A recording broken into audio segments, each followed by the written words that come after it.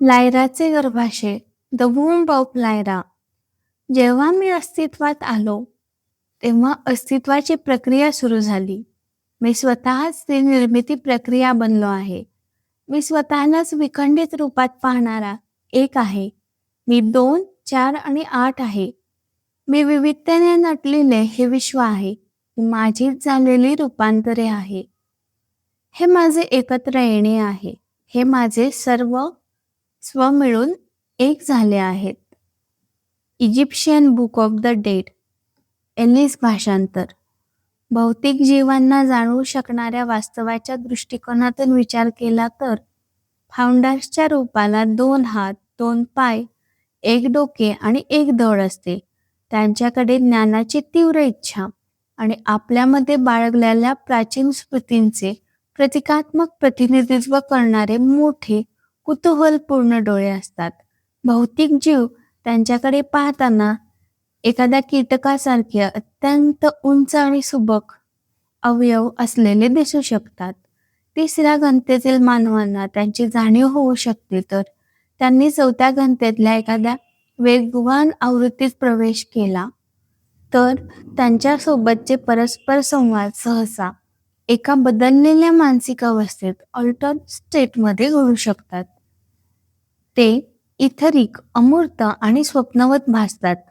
आपल्या चेतनेचे आणखी विखंडन केल्यानंतर फाउंडर्सने ऊर्जेला द्रव्यामध्ये घनीभूत करण्यास सुरुवात केली.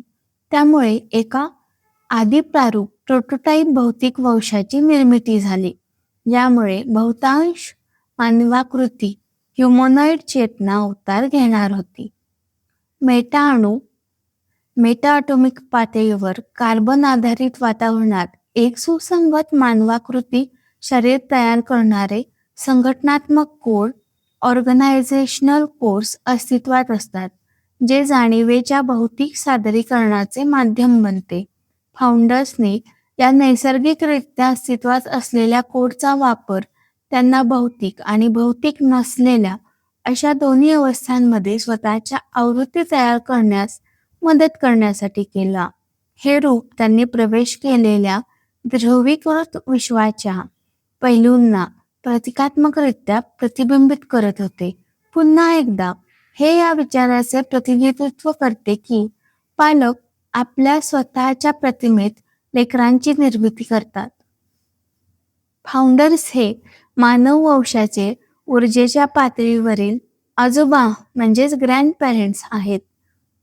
स्वतःचे विविध आयामी पैलू प्रकट करण्याची त्यांची इच्छा तीव्र होती. त्यामुळे जीवनाची अशी मूळ रूपे, रूट फॉर्म्स तयार होतात जी नुकत्याच जन्माला आलेल्या नवीन वास्तवामध्ये विविधता निर्माण करण्याच्या प्रक्रियेला सुलभ करतील. ते स्वतःच स्रोत आहेत आणि तेच आदिप्रारूप देखील आहेत. जेव्हा ते ऊर्जेच्या घनीभवनातून, डेन्सिफिकेशनमधून या प्रकाशाच्या रूपामध्ये प्रकट झाले, तेव्हा त्यांना जाणीव झाली की सर्व जीवन पुन्हा एकदा उत्क्रांत होऊन आधी फाउंडर्समध्ये आणि नंतर स्रोतामध्ये विलीन होईल.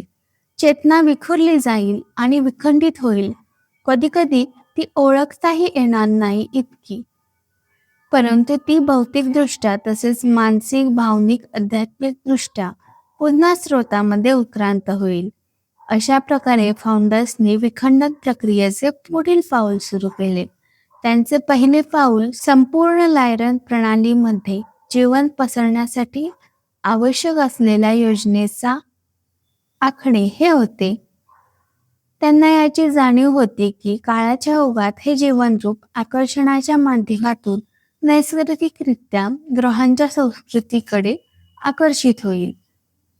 या नवीन वंशांना सामावून घेण्यासाठी लायरन तारासमूहाची ग्रहांची निवड करण्यात आली.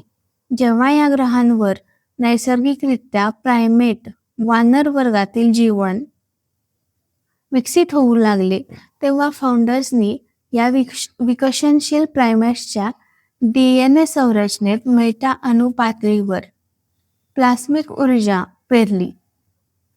हे अनेक पिढ्यांपर्यंत घडत गेले, जेव्हा प्रायमेट मानवाकृती जीवांकडे तिसऱ्या घनतेची जाणीव कंपनी टिकवून ठेवण्यासाठी आवश्यक असलेली अनुवांशिकता प्राप्त झाली नाही. थोड्या बदलांसह अवतरणाची ही प्रक्रिया लवकरच अनेक ग्रहांवर सुरू होणार होती. या ग्रहांवर अवतार घेण्यासाठी आवश्यक असलेली चेतना मुक्त करण्यासाठी फाउंडर्सने स्वतःचे आणखी विखंडन केले.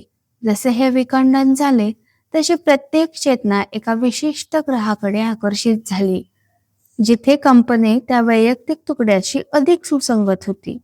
मागील प्रकरणांमध्ये व्यक्त केल्याप्रमाणेच लायराच्या प्रिझममधून विखंडित झालेल्या जाणिवेचा मूलभूत आराखडा एक त्रिकूट मानला जाऊ शकतो.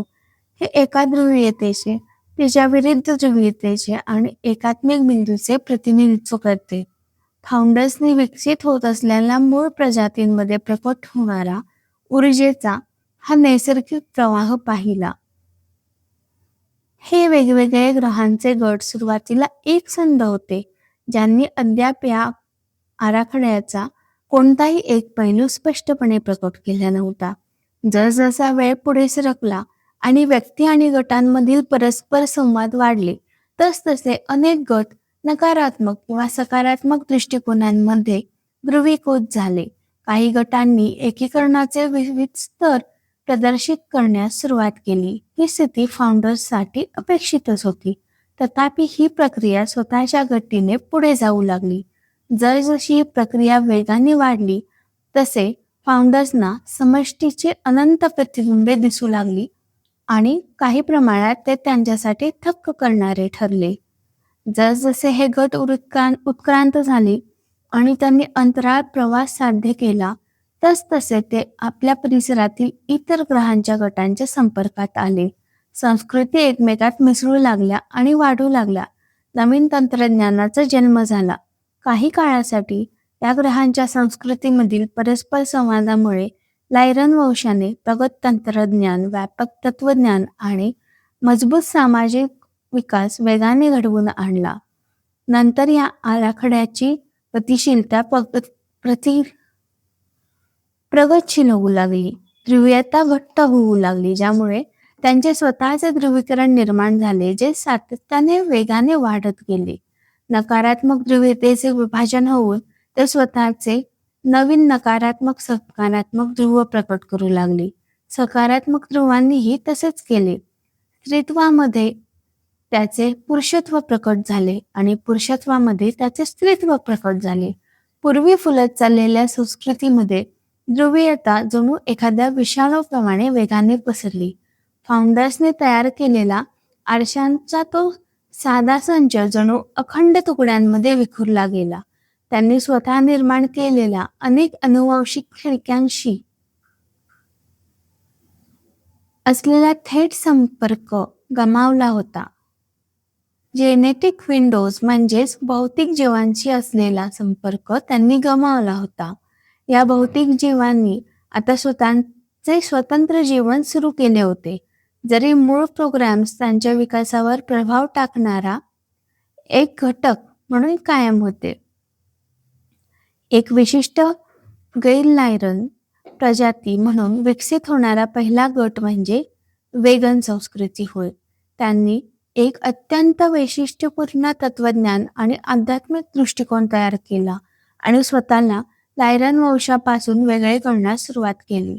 ती सुरुवातीला एका नकारात्मक दृष्टिकोन असलेली संस्कृती होती, जी लायराचा नकारात्मक ध्रुव म्हणून व्यक्त झाली, कारण तिने स्वतःची सेवा करण्याचे तत्वज्ञान स्वीकारले होते.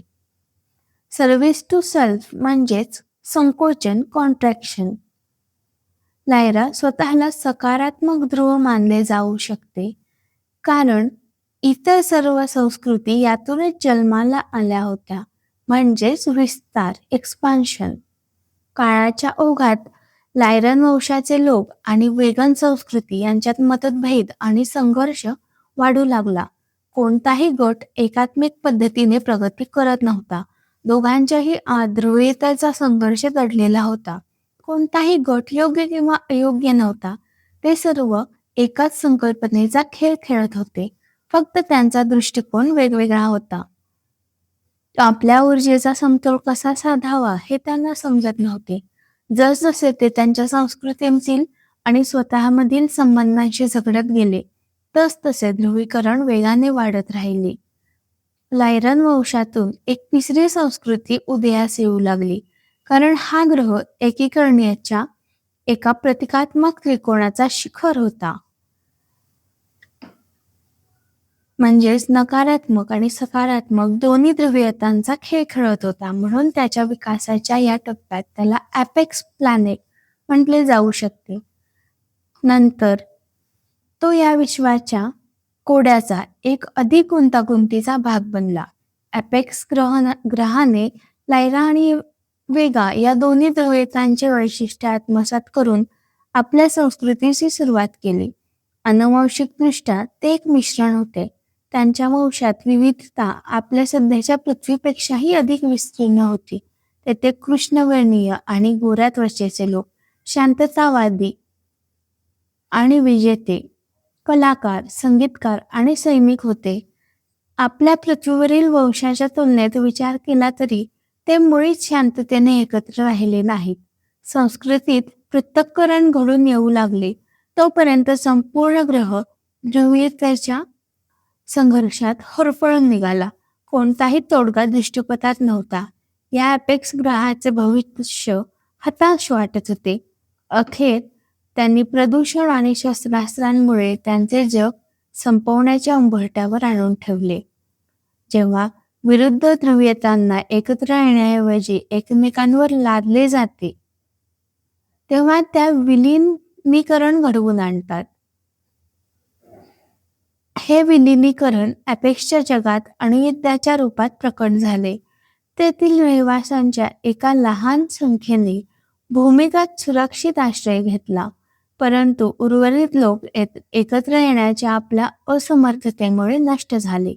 ग्रहाच्या पातळीवर जे घडले ते खूप रंजक होते. अंतराळातील एका निरीक्षण बिंदूतून असे वाटत होते की या ग्रहाने स्वतःला नष्ट केले आहे, परंतु भूमिगत वाचलेल्या लोकांच्या दृष्टिकोनातून ते पूर्णपणे जिवंत होते. त्यांच्या अणुस्फोटांचा परिणाम म्हणून त्यांचा ग्रह अखेर एका पर्यायी आयामामध्ये, अल्टरनेट डायमेन्शनमध्ये ढकलला गेला. या महाप्रलयानंतर त्यांच्या जगावर रेडिएशन खूप जास्त राहिला, त्यामुळे त्यांना भूमिगत राहणे भाग पडले.